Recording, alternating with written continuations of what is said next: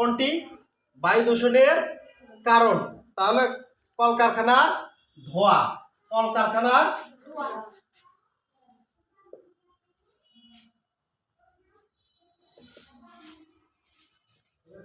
ধোঁয়া। পরের প্রশ্নটা দেখেন, আচ্ছা কোনটি পানি দূষণের ফলে হয়?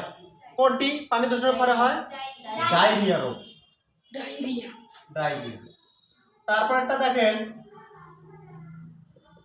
তারপরটা দেখেন মাটি দূষণের কারণ কি? মাটি দূষণের কীটনাশকের ব্যবহার।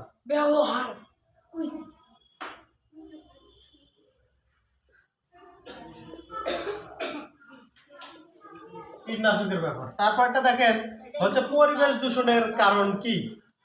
পরিবেশ দূষণের কারণ কি? একটি কারণে কি পরিবেশ দূষিত হয়?